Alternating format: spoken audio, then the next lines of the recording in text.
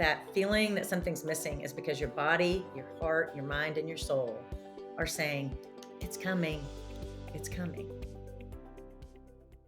Hello, dear listeners. It's that time again when we stroll through the paths of ambition, desire, and success. Welcome to the Dare to Declare podcast, where we explore the enchanting world of giant manifestors who've turned their visions and goals into the stuff of legends. I couldn't help but wonder, how do some people create the lives they've always dreamed of? Is it the magic of manifesting, the power of perseverance, or perhaps just a dash of serendipity? Well, dear friends, grab your coffee cups because we're about to spill the tea on fascinating journeys of those who dare to dream big and make it happen. Join me as we sip on success stories and ponder the ever-enticing question, can we all manifest our dreams into reality, or is it just an urban fairy tale? I'm your host, Debbie Sluice, and I'm here to guide you through the labyrinth of achievement with heart and soul. Ready to dare to declare? Let's get started. Hi, everyone. I am so excited to introduce today's guest, Kelly Collins, CK Collins. And so here's a little bit about her. She is an award-winning publisher and owner of hyperlocal news publishing company in the middle of the Tennessee area. She sold her company and retired from the industry in 2021. Believing that travel feeds the soul and grows the heart and mind, Kelly embarked on a 2-year travel sabbatical to write her book and subsequent workbook. Her travels included destinations such as Utah, Grand Canyon in Arizona, Buenos Aires, Patagonia, Portugal, Spain, Italy, and a 30-day sailing rally from Los Angeles to La Paz, Mexico. In 2018, Kelly hiked the 500-mile Camino de Santiago in France and Spain and hiked a portion of the Appalachian Trail in the New Hampshire in 2019 and hiked her second Camino or spiritual hike in 2022 in Portugal. She grew up in Nashville, Tennessee, and is currently residing in Newport, Rhode Island. Quick interlude, I got to be with her just a few months ago in beautiful Rhode Island where she's at. And she wrote the book, Swipe Right Effect, The Power to Get Unstuck, and the companion workbook. The Swipe Right Effect workbook. Following the book release, she began a coaching and consulting career focused on helping women who are seeking and yearning for their highest frequency of living. Kelly passionately leads the Momentum Effect program where wise women connect to find their next calling in their lives. Discovering their life's purpose and creating a vision for the future, these women are a source of encouragement, validation, strength, and solidarity for each other as they grow into the next legacy generation. Each woman receives momentum and in turn provides the energy for the next generation's momentum. And again, as an aside, I have felt it, witnessed it, experienced it. Amazing group of women that she's gathered. She has raised 3 girls, women now, who have moved around the country for work. She's lived in Mississippi, Alabama, Ohio, Florida, Illinois, Texas, and moved back to Tennessee in 2021. Kelly's proud of her 3 grown girls and their partners and travels to spend time with them as often as possible. Welcome, Kelly. Thank you very much. Glad to be here. And good to see you again. Oh, so good. So good. As soon as we met a while ago, we were introduced by someone and we right away had this synergy. And I just loved how you trusted your intuition and you said, I'm creating this program, this momentum effect, and I'd love for you to be part of my retreat. And, you had this vision, you set the goals, and then it happened. And I got to be part of your gorgeous retreat. So was that October, November? November, right? November, right? November. Yeah. So, that was a pretty detailed description, but tell us something about yourself that maybe you don't often talk about, and maybe that's not in your bio. Oh, great question. I um I always joke about when everybody says something that nobody knows is like I was a cheerleader in high school because that was always so easy. But yeah, I think that I something I don't really talk about is um, how I went through a really tough divorce because I just am so forward movement now, and I think when given the opportunity, I do love to share a little bit about it because it did make me who I am, and as difficult as it all was, it did provide an opportunity for me to become a stronger woman to go out on my own. I got married when I was 21 and divorced when I was 52 or 53 by the time it was over. And I think that I never could have seen that I could become something different and better and stronger and wiser. I could never have seen that when I was 30 or 40. And so I don't talk about the divorce very much. In the book, I go through it, but because I want people who are going through something like that to have somebody sitting there going, "You are going to be okay," and you're going to hate hearing that you're going to be okay, but you are going to be okay, and maybe even happier than you've ever been. That's remarkable. Yeah, thank you for sharing that. And I think there's so many people our age demographic that can relate to what you just shared, and we get married early. I don't know. In my, conservative Christian culture, like if you weren't married by 25, like you were a spinster. I mean, that's exaggerating, but kind of true. Like people would start getting worried if they were heading up to the 30s, which seems funny in societal times now. Right. But that was kind of the thing. So we got married young, and we change, we evolve. Both of you do. Yeah. And it's just, yeah. So, really powerful story that you have. And I definitely encourage, I'm just going to hold up your book, the swipe right effect. And I loved the format. We'll talk a bit more. I'm going to ask you to talk a bit more about what made you decide to write it in this way. It's like, it's not like you're inviting the reader to just be an observer, but to it's like a retreat experience where it feels like you're sitting right beside different women as they share their stories and as your voice comes in as well. So it's beautiful. You said something in the book, something about maybe one day I'll get to interview or I'll get to ask Dolly Parton. And I was like, oh, like that's like for me, kind of like the bull with the red flag. I'm like, do it, do I would love it. to interview her. Yeah, so let's dare to declare that right here. Someone who's listening, if you got contact with Dolly Parton, let me know and I'll put you in touch with Kelly or get in a hold of Kelly. But when I'm going to say if, I'm going to say when you have that opportunity to interview her, what would you ask her? Oh gosh. Well, she lives in my hometown because I'm from Nashville. And um, when I was a big marathon runner, I used to run by her house all the time. And um, that's one of the reasons I nicknamed one of the ladies Dolly in my book, because she's just everybody. I mean, everybody thinks she's the bomb in Nashville. I mean, there's little T-shirts that say "What would Dolly do?" and all that. But she has found a way to bring women together. A lot of I think how I remember her as a younger person was almost like a caricature that people would make fun of her and her large breast and her tiny waist. And they made fun of her almost to the point, and men were kind of crude about her. And so I always just kind of almost felt sorry for her, even though she was famous and rich. I thought that would crush me. And I see as she got older in life, and I saw the shift with the 9 to 5 movie, and where she bonded with those other women. The other women kind of went, "Oh, she's not a bimbo. She's smart." And then she just from there, she really showed it doesn't matter how you look, right? And so I guess my question to her would be, did it hurt back then? Did it hurt when people were treating you like that? And how did she internalize the shift of all of us seeing her differently?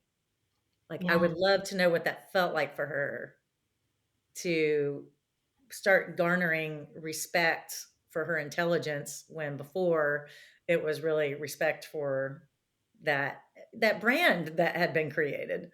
And right, now she shifted her brand to one of, I'm a badass businesswoman. I am talented in my 70s. She is. Yeah, I love those t-shirts. What would Dolly do? Because I think it's and one of my dearest friends got the moniker of Dolly. I gave everybody a nickname in the movie, and I chose country music star names. I mean, not in the movie. Oh, did I just manifest a movie? In the book. Mm. Well, things Oh pop gosh. out. Write that down. Yeah. That's amazing. And I also had the same thing. And it's so funny because I wonder if that's the white elephant that nobody really talks about. And I think that would be a really great question to ask her. I really fell in love with her. Again, I'm Canadian, so we know about American stars, and I saw her also in what was that movie, Magnolia? Oh, Uh, Steel Magnolias. She was Magnolias, fabulous. right? Like in there, and I was like, that's when I that elevated it for me. But then being in Tennessee and going to Dolly, not Dollywood, but like No, Dolly, like but it was like the rodeo kind of thing with the horses, and it was like a. But what I noticed was what a philanthropist she is, right. and and giving books to kids, and yeah. So, what does swipe right for you? What does that mean? Well, I mean, I had been married 31 years and had to figure out how to date. I never thought in a million years I would date, but I do want to have a partner. I want to be in love. I want to have a great life. I want to share it with someone.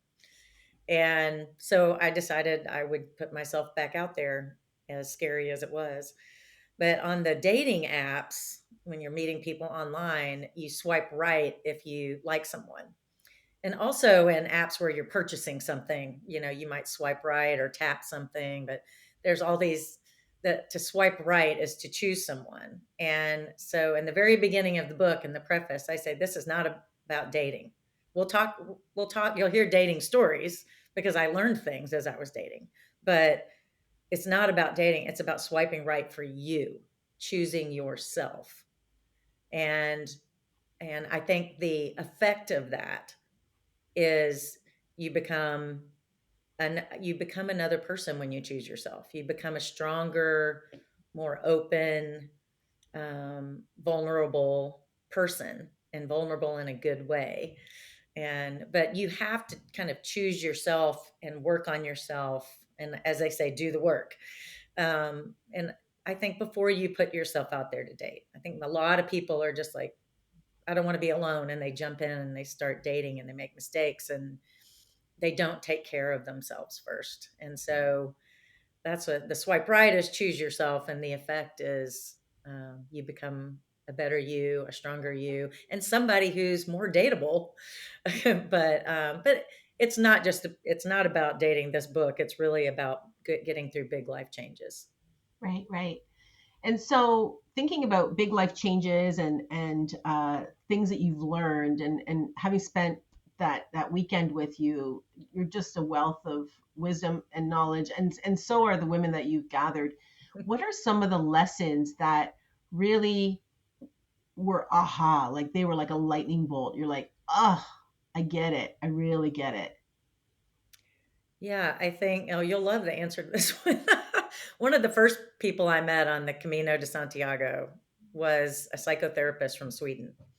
And I think I told this story at the retreat, but her name was Kiki, which you don't think of a psychotherapist being named Kiki, but she's a really strong woman, but she's also soft and kind. She has a great delivery, I guess, and it's not scary to talk to her, even though she is a psychotherapist.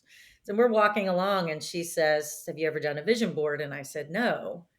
And and I kind of scoffed because I had been a businesswoman. I didn't have time for things like that, and that was something housewives did. And I was so full of myself. And she said, well, you should try it. It changed my life. I started doing them back in 2010 or something like that, and it made a big difference in my life and in my family's life. And I was like, okay, well, I don't happen to have a big poster board and scissors and scotch tape in my backpack. And she says, take out your phone. And she's like, "You're a writer." And I said, "Yes." And she said, "Well, let's build a vision board with words." And so she had me open my notes app and I started, she said, "Write down things that you like to do, things that make you happy." And then she had me write down places I wanted to go and who I wanted to go there with. And that was very exciting because I had been going through hell with my divorce and it was still pretty fresh. It was only like 6 months into the process and all of a sudden I could see a future, one where I'm dating somebody with a cute dog and and I'm traveling all over the place and I mean, some of it was silly and some of it was like real. And like I like to hold hands. I like to have a hand on the small of my back. Like envisioning the man who I'd like to invite into my life eventually. But then also travel with my daughters, be there for them, help them with their weddings. And so that was a big aha moment for me because I had been so internalizing all the pain that I hadn't opened my eyes far enough past the Camino. I was there to hike 500 miles, and that was as far as I could see, was 5 feet in front of me.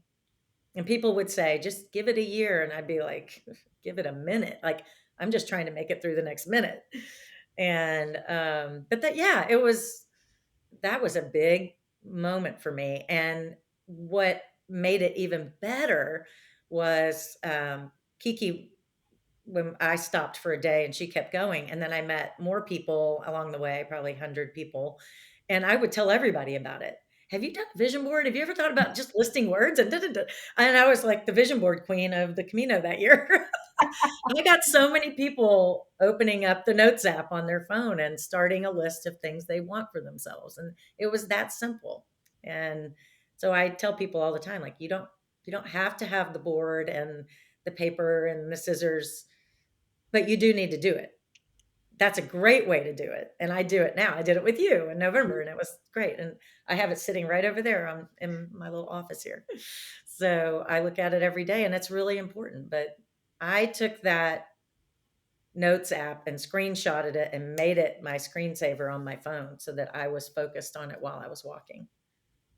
It's Awesome. And powerful. really, it's about the feeling. And so Kiki was able to support you with, as you talked, as you walked, to see the words. So some people can't do that. They need images because we Right. process images that much more quickly than words. But because you were wordy, you do feel the emotion of words. And so that's really the key. The secret is the emotion, which is your vibration, which means then that you're increasing and that's why you're attracting it to you, which we'll get to that because your life is dramatically different. And I want to know though, like people that have gone through really challenging times. Now, in your case, it was a divorce and you're going through, betrayal. You talk about that in your book. And what made you decide to do a 500-mile Camino to chase your demons, like, or to expel your demons? Like, I don't know many people that would go, huh, you know what I need to do? I need to go walk 500 miles. Right? So I wonder where that idea even came from and how it was validated or like just walk me through a little bit of that. I love the piece, where I see like you kind of had a pajama party with your daughters before you left, but I'm thinking before that already there was a decision. There's like Right. we decide, we get an idea, we decide, and then we decide again. And so I read about the second decision, but I'm really curious about the first decision. Well, the first decision, well, mine and my ex-husband and I had a very dear friend, Bill, and he was the best man at our wedding. He'd been friends with my ex since high school, and I'd known him since I was 19. And, he was kind of going through this big life change, probably about 10 years earlier than I did. And lost his marriage, lost his business, and somebody told him about the Camino. And he did that. And, I'd always loved Bill. Bill was a dear friend, but we were very different people. And, we loved each other, but sometimes he did things I didn't like, or I was kind of I was too Christian for him, or like whatever. Like there was differences in us. And when he came back from the Camino, he was just this kinder, more open, curious. He no longer thought he knew it all. He was a different person, and he came back seeking, which I that's who I've always been, seeking, and we reconnected on that. And so he told me all about the Camino when he got back. Then he went on another one a few years later, and um, and had the same but different experience, but still life changing. Gives you time to think about yourself. And he came to me and he said, "I think you need to go do this." Now I was already a runner. I'd done 9 half marathons, and I was in great shape. And so it was a whole nother level of accomplishment. So it also appealed to me as an athlete to think about getting out there and tackling this beast. But I was a business owner, so it was a really big decision to walk away from my business for 7 weeks and trust that that was going to happen. But it was Bill that talked me into it. There was a day where I had multiple signs that it was the right thing to do, and I just felt like God was saying it's time to go. And so I trained for 3 months, and I found a training partner who was also going at the same time, and we walked 450 miles together before we even left. And Wow. and then we walked it separately, but we trained together, and we became very dear friends. So it was Bill. There you go. I did not know that. That is so cool. So, thinking about the idea of the vision board was introduced to you on the Camino. So, what advice would you give to someone who wants to create a vision board? And I'm curious, what's mirroring, and how did you use that? Mirroring. Yes. Yeah. Well, I think advice. I think it still has to be something that, like you said, some people are visual and they need the pictures. Some people are words. I think like if you're a photographer, then try to find a way to take pictures of things that you want on your vision board. Like I think the more that you're touching it and being a part of it and creating what's going on the board, the more intense of an experience it will be, which the intensity level of the energy is kind of what makes it all happen.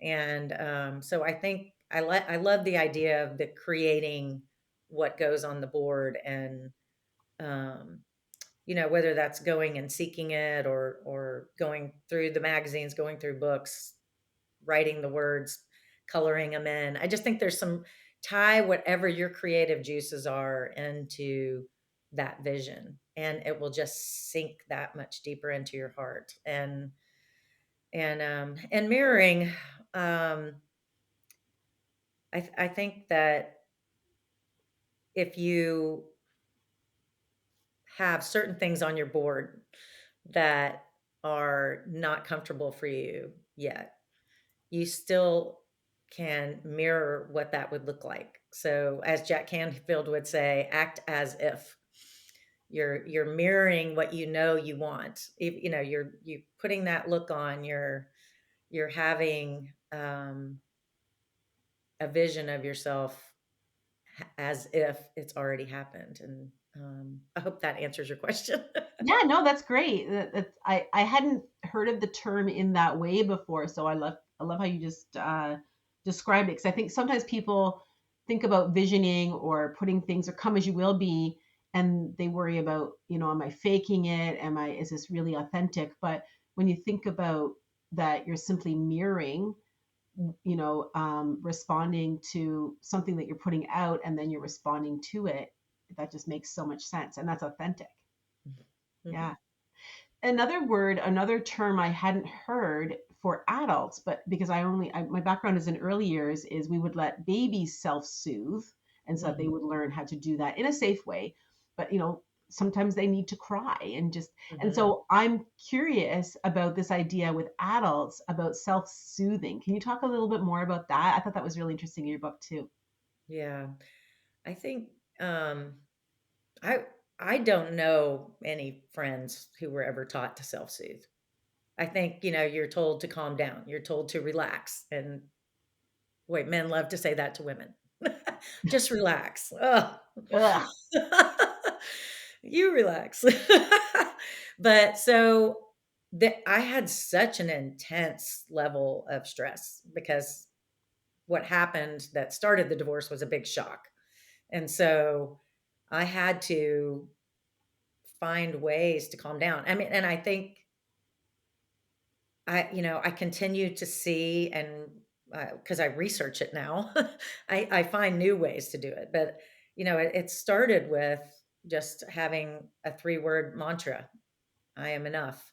Mm, And my sister-in-law gave me this beautiful skinny little bracelet that said, "I am enough," and and so I wore that every day. I never took it off. And so that was one way to self-soothe, was a mantra of "I am enough."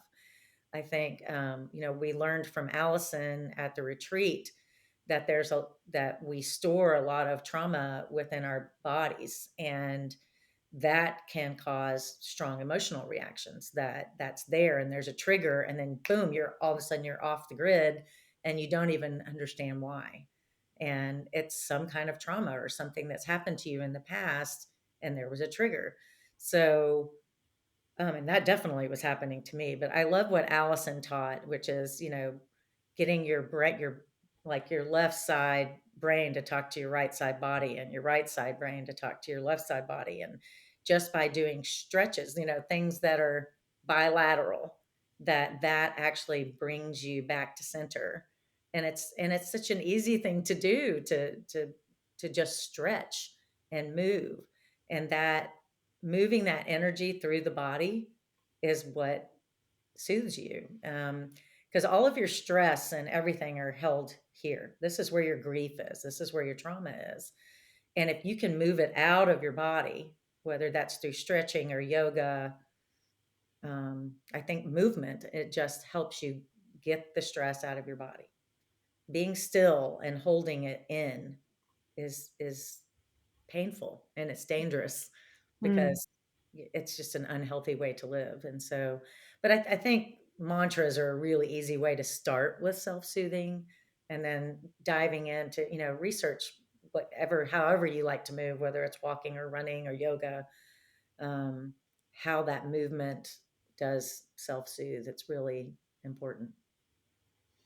And you said like you're very fit. You're a hiker, and one of the things I noticed on the retreat that I was able to participate in, as well as offer the vision board experience, was hiking and early morning and down to the ocean, and also um, you finished off your retreat with a beautiful meditation around a circular garden. Mm, Uh, and it felt like I've done a labyrinth before where we meditated through that, and I had a similar experience with that. Can you tell me a mm. little bit more about that meditation and the idea you had behind it? Yeah, so on the Camino, I mean, you imagine you're walking 500 miles, and so you just learn, self-learn. And somebody did bring it up to me, so then I started paying attention to what I was doing. But when you're walking by yourself so much, you really start to be able to just meditate while you walk. And so walking meditation was a completely new thing for me. I'd never even heard of it, much less done it. And so I really wanted to bring that to the book, and that is one of the meditation is in the workbook as well as the book. But it is when walking in a circle one way, saying the negative thing that you've been saying to yourself, saying it, just walking for a minute and just saying, yeah, that's what it was. I was saying, I'm not strong enough. I'm not good enough. I'm not pretty enough. I'm not lovable, and just make that circle, and get those things out, get them out into the open, and then breathe them out, and then turn around and walk the other way and say the exact opposite. I am strong. I am beautiful. I am lovable. I am kind. I am giving. And just it's kind of the same with the self-soothing. It's like going one way with the pain, letting it out, and then turning around and facing it and going the other way. And and then in it's kind of like when you're sad or you're dealing with something hard. You're you're really just like here. You got blinders on. You just can't stand to even look up and see what else is out there. When you start to heal, you turn in the other direction and you start to have more positive thoughts, and your head is up and you're looking. And the last part of the meditation is really just walking, looking up into the sky and seeing the infinite possibilities of your life. See that plane, think, where can I go on a plane? You see a bird, like the freedom the bird has, you also have that freedom. And so it's really just it's a change in perspective, both internally and externally. But the external act of walking and changing direction and feeling the happiness kind of bubble up is it's very powerful. And I'm so grateful I learned from Linda on the Camino how to do that. Yeah, I'm grateful that I got to experience it. It was very powerful. I remember, I can picture myself right now looking up. It was amazing.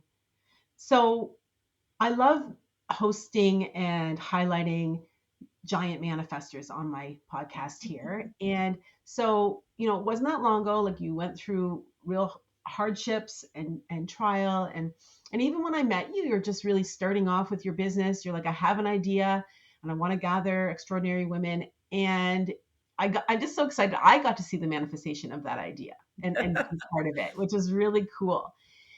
You've got your book, you've got a workbook. So tell us a bit about what's up for 2024.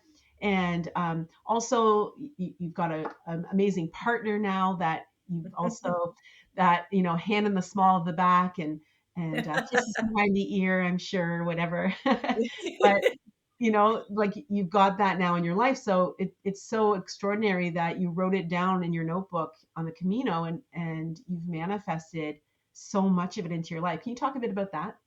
Yeah, I'd love to. Well, I think it's been, last year was a year of trust. I'm just going to trust myself. And my word for the year, my intention word was gather. And I really didn't know what that was going to mean. I knew I had a book, and the book was coming out in January, and I wanted to gather and talk about it with people. I wanted to go to book clubs, I wanted to have book signings, and all of that um, led to something I could not have foreseen. I was manifesting getting together with people and talking about my book. I didn't know what else was coming. But all of those women that would come to the book signings and allow me into their book clubs and into their friendship circles showed me that there was a commonality among women these days, kind of from 40 to 65, that they feel like something's missing. And these were highly accomplished women. And I just one day sat down and just tried to write down everything that I'd heard them say and that I had learned from them about their search. And just kept saying, I love my life, but and and I kept thinking, how do I help them? I mean, I've done the book, but they've read the book, and there's still no answer for them, right? And so, they appreciated what they read. It did help them, but they're still feeling that emptiness. And it just hit me one day, like, I mean, I felt like it was a God moment. And I sat down and wrote this 12-page manifesto about how women can tackle this. And it really it felt like a gift that was given to me so that I could help women. And the program happened a little differently than what I wrote down that day. But 2 days later, I went to the beach with my sister, my sister in law, and my two cousins from Louisiana.